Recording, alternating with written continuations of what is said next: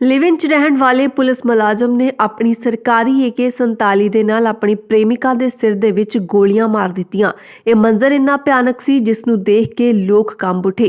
ਪਰ ਇਸ ਤੋਂ ਵੀ ਜ਼ਿਆਦਾ ਦਹਿਸ਼ਤ ਦੇ ਵਿੱਚ ਆਉਣ ਵਾਲੀ ਗੱਲ ਇਹ ਹੈ ਕਿ ਜਿਸ ਔਰਤ ਨੂੰ ਉਹ ਪ੍ਰੇਮਿਕਾ ਕਹਿੰਦਾ ਸੀ, ਆਪਣੀ ਪਤਨੀ ਬਣਾ ਕੇ ਇੱਕੋ ਘਰ ਦੇ ਵਿੱਚ ਰਹਿ ਰਿਹਾ ਸੀ ਅਤੇ ਉਸਦੇ ਛੋਟੇ-ਛੋਟੇ ਮਾਸੂਮ ਬੱਚਿਆਂ ਦੇ ਸਾਹਮਣੇ ਹੀ ਉਸਨੇ ਉਹਨਾਂ ਦੀ ਮਾਂ ਦੀ ਜਾਨ ਲੈ ਲਈ। ਹੈਬੋਵਾਲ ਦੇ ਦੁਰਗਾਪੁਰੀ ਦੇ ਵਿੱਚ ਉਸ ਸਮੇਂ ਦਹਿਸ਼ਤ ਫੈਲ ਗਈ ਜਦੋਂ ਇੱਕ ਪੁਲਿਸ ਕਾਂਸਟੇਬਲ ਨੇ ਆਪਣੀ ਸਰਕਾਰੀ AK-47 ਦੇ ਨਾਲ ਆਪਣੀ ਪ੍ਰੇਮਿਕਾ ਦਾ ਗੋਲੀਆਂ ਮਾਰ ਕੇ ਕਤਲ ਕਰ ਦਿੱਤਾ। ਔਰਤ ਦੇ ਕਤਲ ਤੋਂ ਬਾਅਦ ਕਾਂਸਟੇਬਲ ਨੇ ਖੁਦ ਨੂੰ ਵੀ 2 ਗੋਲੀਆਂ ਮਾਰੀਆਂ ਨੇ, ਪਰ ਉਸ ਦੀ ਹਾਲਤ ਜ਼ਖਮੀ ਹਾਲਤ ਦੇ ਵਿੱਚ ਉਸ ਨੂੰ ਹਸਪਤਾਲ ਦੇ ਵਿੱਚ ਭਰਤੀ ਕਰਵਾਇਆ ਗਿਆ। ਫਾਇਰਿੰਗ ਦੀ ਆਵਾਜ਼ ਸੁਣ ਕੇ ਮਕਾਨ ਮਾਲਿਕ ਅਤੇ ਆਸ-ਪਾਸ ਦੇ ਲੋਕ ਇਕੱਠੇ ਹੋ ਗਏ। ਅੰਦਰ ਔਰਤ ਅਤੇ ਕਾਂਸਟੇਬਲ ਨੂੰ ਖੂਨ ਦੇ ਨਾਲ ਲਿਬੜਿਆ ਦੇਖ ਕੇ ਸੂਚਨਾ ਪੁਲਿਸ ਕੰਟਰੋਲ ਰੂਮ ਨੂੰ ਦਿੱਤੀ ਗਈ ਸੀ। ਪੁਲਿਸ ਦੇ ਆਉਣ ਤੋਂ ਬਾਅਦ ਪਹਿਲਾਂ ਲੋਕਾਂ ਨੇ ਜ਼ਖਮੀ ਕਾਂਸਟੇਬਲ ਨੂੰ ਇਲਾਜ ਦੇ ਲਈ DMC ਹਸਪਤਾਲ ਦੇ ਵਿੱਚ ਭਰਤੀ ਕਰਵਾਇਆ, ਜਿੱਥੇ ਉਸ ਦੀ ਹਾਲਤ ਗੰਭੀਰ ਬਣੀ ਹੋਈ ਹੈ।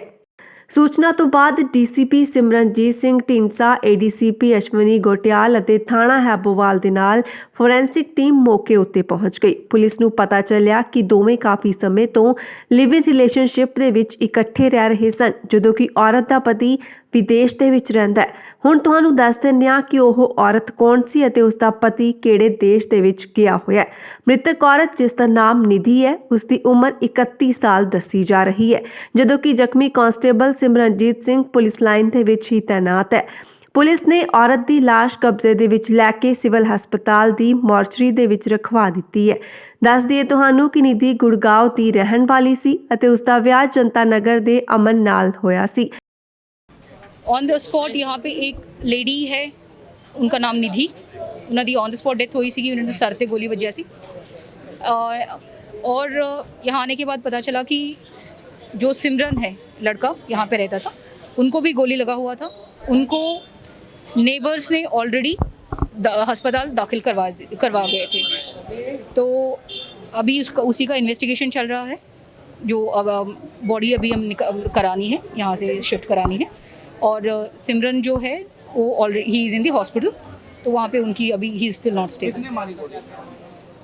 प्राइमा फेसी अभी तक हमें वेरीफाई करना है, लेकिन अभी तक की जो है उसमें से ये पता चलता है कि सिमरन ने ही मारी हुई है गोली। हाँ जी, वो पुलिस का ये है एम्प्लॉई है। इन्होंने ओनर को यही बताया है, वो हस्बैंड वाइफ थे, वो हमें आगे जाके वेरीफाई करना है।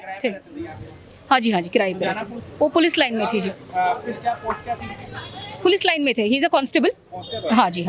अभी तक हमने स्पॉट पे ही है। जब सारी चीज़ें एक बारी सेट हो जाए, फिर उसके बाद वो सारे प्रॉपर इन्वेस्टिगेशन बाद में शुरू हो जाए।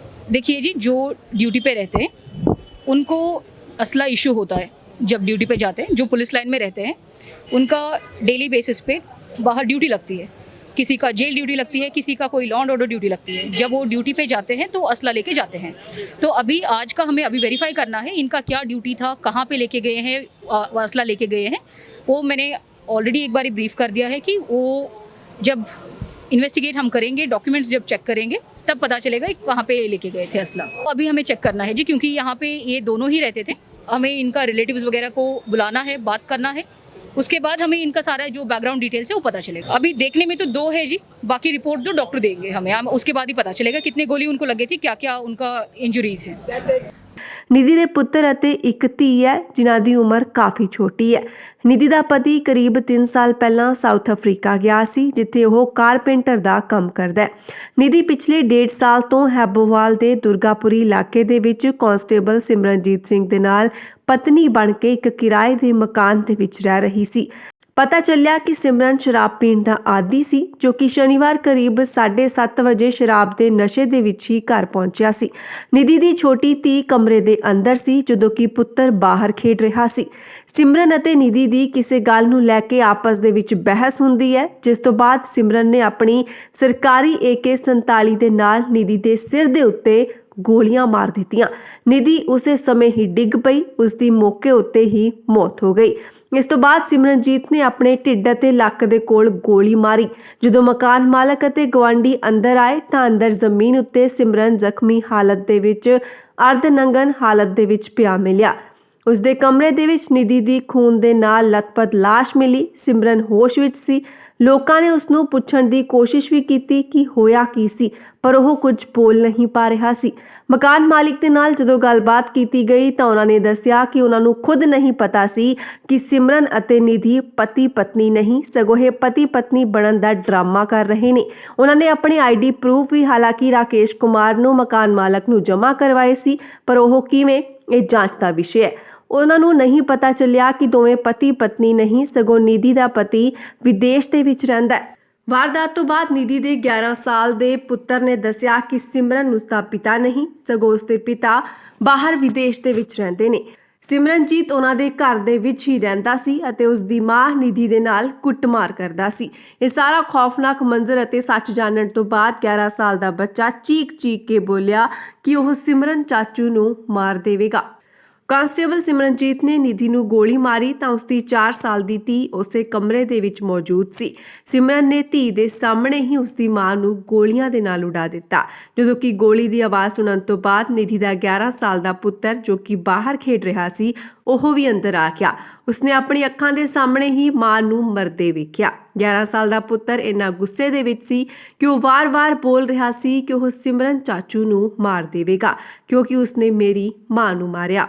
ਇਸ ਸਾਰੇ ਮਾਮਲੇ ਦੇ ਵਿੱਚ ਪੁਲਿਸ ਵਾਲਿਆਂ ਦਾ ਕਹਿਣਾ ਹੈ ਕਿ ਜਾਂਚ ਕੀਤੀ ਜਾ ਰਹੀ ਹੈ। ਦੱਸਦੇ ਕਿ ਲੁਧਿਆਣਾ ਅਸ਼ਵਨੀ ਗੋਟਿਆਲ ਨੇ ਦੱਸਿਆ ਕਿ ਮੌਕੇ ਉੱਤੇ ਜਾ ਕੇ ਪਤਾ ਚੱਲਿਆ ਕਿ ਸਿਮਰਨਜੀਤ ਨੇ ਜਨਾਨੀ ਦੇ ਕਤਲ ਤੋਂ ਬਾਅਦ ਖੁਦ ਨੂੰ ਗੋਲੀ ਮਾਰੀ, ਪਰ ਅਜੇ ਕੁਝ ਵੀ ਸਪਸ਼ਟ ਨਹੀਂ ਹੋਇਆ।